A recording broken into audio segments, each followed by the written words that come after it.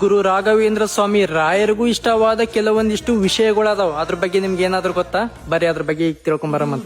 ರಾಯರಿಗೆ ತುಂಬಾನೇ ಇಷ್ಟವಾಗುವ ಹೂ ಯಾವ್ದು ಗೊತ್ತಾ? ತುಳಸಿ ದಳ ಮತ್ತು ಬಿಳಿ ಮಲ್ಲಿಗೆ ಹೂವು. ಮತ್ತು ರಾಯರಿಗೆ ಇಷ್ಟವಾದ ನೈವೇದ್ಯ ಪಂಚಾಮೃತ ಅಂತ ಹೇಳ್ತಾರ. ಅಂದ್ರೆ ಹಾಲು, ಬೆಣ್ಣೆ, ತುಪ್ಪ, ದ್ರಾಕ್ಷಿ, ಒಣ ದ್ರಾಕ್ಷಿ ಇವೆಲ್ಲ ಸೇರಿಸಿ ಮಾಡಿರೋದು. ಮತ್ತು ರಾಯರಿಗೆ ತುಂಬಾನೇ ಇಷ್ಟವಾದ ಸೇವೆ ಯಾವ್ದು ಗೊತ್ತಾ? ದೀಪಾರಾಧನೆ ಮತ್ತು ತುಳಸಿಯ ಅರ್ಚನೆ. ಇದನ್ನ ಭಕ್ತಿಯಿಂದ ಮಾಡಿದ್ರೆ ಸಾಕ್ರಿ. ರಾಯರಿಗೆ ಪ್ರಿಯವಾದ ಮಂತ್ರ ಯಾವ್ದಪ್ಪ ಅಂತಂದ್ರೆ ಓಂ ಶ್ರೀ ರಾಘವೇಂದ್ರ ಸ್ವಾಮಿಯೇ ನಮಃ. ಇದನ್ನ ನೀವು ಪ್ರತಿನಿತ್ಯ ಮಲ್ಗೋಕು ಮುಂಚೆ ಎಷ್ಟು ಸಾಧ್ಯನೋ ಅಷ್ಟು ಜಪ ಮಾಡಿ ಮಲ್ಕೋರಿ.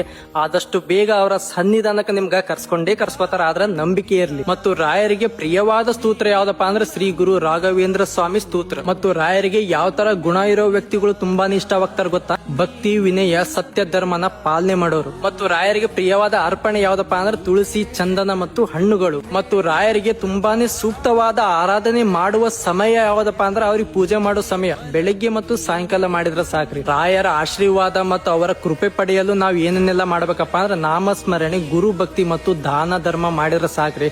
ಅವರ ಆಶೀರ್ವಾದ ಯಾವಾಗ್ಲೂ ನಿಮ್ ಮ್ಯಾಗ ಇದ್ದೇ ಇರುತ್ತೆ. ಕೊನೆಯದಾಗಿ ರಾಯರ ಸಂದೇಶ ಏನಪ್ಪಾ ಅಂದ್ರ ಗುರುವಿನ ಮೇಲಿನ ಅಚಲ ಭಕ್ತಿಯ ಜೀವನದ ದೊಡ್ಡ ಶಕ್ತಿ. ಇದು ಅವರ ಸಂದೇಶವಾಗಿತ್ತು. ಈ ಮಾಹಿತಿ ನಿಮ್ಗೆ ಏನಾದ್ರೂ ಇಷ್ಟ ಆಗಿತ್ತ ಅಂದ್ರೆ ಮಾತ್ರನೇ ಫಾಲೋ ಮಾಡ್ರಿ, ಇಲ್ಲಾಂದ್ರೆ ನಡೆಯುತ್ತ. ಆದ್ರ ರಾಘವೇಂದ್ರ ಸ್ವಾಮಿ ಸಂಬಂಧ ಒಂದಾದ್ರೂ ಕಾಮೆಂಟ್ ಹಾಕ್ರಿ. ಆದಷ್ಟು ಎಲ್ಲಾ ರಾಯರ ಭಕ್ತರಿಗೆ ಈ ವಿಡಿಯೋನ ಶೇರ್ ಮಾಡೋದನ್ನ ಮಾತ್ರ ಮರಕ್ ಹೋಗ್ಬೇಡ್ರಿ.